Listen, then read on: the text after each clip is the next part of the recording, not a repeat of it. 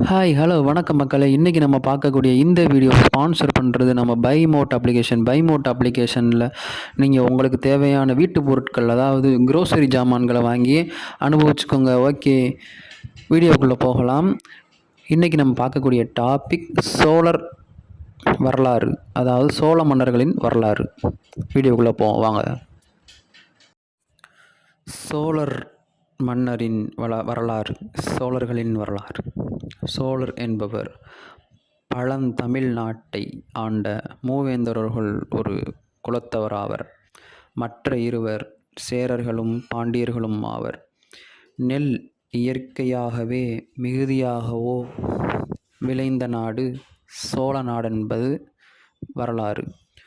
சோழ நாடு சோறுடைத்து என்பது பழமொழி. எனவே சோறுடைத்த நாடு சோழநாடு ஆகி சோழநாடு ஆகியது என்பர். நெல்லின் மற்றொரு பெயரான சொல் எனும் பெயரே ழகரம் ஆக திரிந்து சோழ என்று வழங்கிற்று என்பர் தேவநேய பாவாணர். சேரர் பாண்டியர் என்ற பெயர்களை போன்று சோழர் என்பது பண்டைய காலந்தொட்டே ஆட்சி செய்து வரும் குடி அல்லது குலத்தின் பெயராகும் என்பது பரிமேலழகர் கருத்து. சோழ மன்னர்களது ஆட்சியின் கீழ் இருந்த பகுதிகளும் மக்களும் பண்டைய காலம் முதலே இப்பெயராலேயே குறிப்பிடப்பட்டு வந்துள்ளனர். சோழர் குலம் வளம் பொருந்திய காவிரி ஆற்று படுகை பகுதியிலேயே தோற்றம் பெற்றது. கிறிஸ்துவுக்கு முந்தைய நூற்றாண்டுகளிலேயே சோழர்குலம் பெருமையுற்று விளங்கியதாகவும் கிமு 2ஆம் நூற்றாண்டுக்கு பின் சோழ மன்னர்கள் சிற்றரசு நிலைக்கு தாழ்ந்து போயினர். பழைய சோழ மண்டல பகுதியிலேயே உறையூர், பழையாறு போன்ற இடங்களில் அவர்களது சிற்றரசுகள் நிலவின. கிபி 9ஆம் நூற்றாண்டு நடுப்பகுதியில் தமிழ்நாட்டில் சோழர்கள் மீண்டும் வலிமை பெறத் தொடங்கின. 10ஆம் 11ஆம் நூற்றாண்டுகளில் சோழர் குலத்தின் பொற்காலமாக விளங்கியது. 13ஆம் நூற்றாண்டு வரை சோழர்கள் தனது ஆட்சியை தமிழகத்தில் சிறப்புடன் செயல்பட்டனர். முற்கால சோழர்களில் கரிகால சோழன் புகழ்பெற்று விளங்கினார். 9ஆம் நூற்றாண்டுக்கு பின் வலிமை பெற்று விளங்கிய சோழ மன்னர் பிற்கால சோழர் எனப்படுகின்றனர். இவர்களில் முதலாம் ராஜராஜ சோழரும் இவரது மகனான முதலாம் ராஜேந்திர சோழரும் தற்போது இந்திய வரலாற்றில் குறிப்பிடத்தக்க மன்னர்களாவர். அவர்கள் காலத்தில் சோழநாடு படையிலும் பொருளாதாரத்திலும் பண்பாட்டிலும் வலிமை பொருந்திய பேரரசாக ஆசியா முழுவதிலும் செல்வாக்கு செலுத்தியது.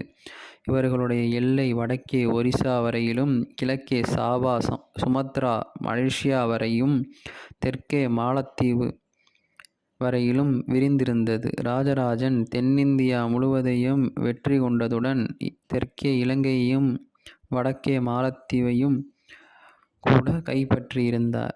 ராஜேந்திரன் காலத்தில் சோழர் படை வட இந்தியாவிலுள்ள கங்கை கரை வரை சென்று பாடாலிபுத்திரரின் மன்னனான மகிபாலனை தோற்கடித்தது. அத்துடன் சோழரின் கடற்படை மலாய் தீபகற்பத்தில் உள்ள கடாரம், சீரிவிசயம் மற்றும் சில நாடுகளுள் வென்றதாக தெரிய வருகிறது. பண்டைய கால அரசர்களுள் கடல் தாண்டி கடற்படை மூலம் வெற்றி கொண்டவர்கள் சோழர்களே ஆவர். சோழர்களின் கொடி புலிக்கொடி. சோழர்களின் அடையாள முத்திரையான புலிச்சின்னம் அவர்களது கொடியிலும் பொறிக்கப்பட்டது. இப்புலிச்சின்னத்தை பற்றி பல இடங்களில் கூறும் இலக்கியங்கள் இதன் தோற்றத்தை பற்றி ஒன்றும் கூறவில்லை. சோழர் சூடும் மலர் அத்தி. சோழர்களை முற்காலச் சோழர்கள், இடைக்காலச் சோழர்கள், பிற்காலச் சோழர்கள் என்று 3 வகையாக பிரித்து அவர்கள் வரலாற்றை நாம் காணலாம்.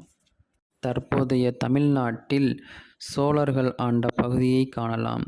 தமிழ் மரபுகளின்படி பண்டைய சோழநாடு தற்கால தமிழ்நாட்டில் நாகப்பட்டினம், திருவாரூர், திருச்சிராப்பள்ளி மற்றும் தஞ்சாவூர் மாவட்டங்களை உள்ளடக்கியிருந்தது. சோழநாடு கடலை நோக்கி சரிந்து செல்கின்ற ஆனால் பொதுவாக மட்டமான நில அமைப்பை கொண்டது. காவிரியாறும் அதன் கிளை ஆறுகளுமே சோழ நாட்டின் நிலத்தோற்றத்தின் முக்கியமான அம்சங்கள். பொன்னி என்றும் அழைக்கப்படுகின்ற காவிரி ஆற்றுக்கு சோழ நாட்டின் பண்பாட்டில் சிறப்பான இடம் இருந்தது. ஆண்டுதோறும் பொய்க்காத பெருகும் காவிரி வெள்ளம் சோழ நாட்டு மக்களுக்கு ஒரு விழாக்கான ஏடுகளில் ஒன்றாக இருந்தது.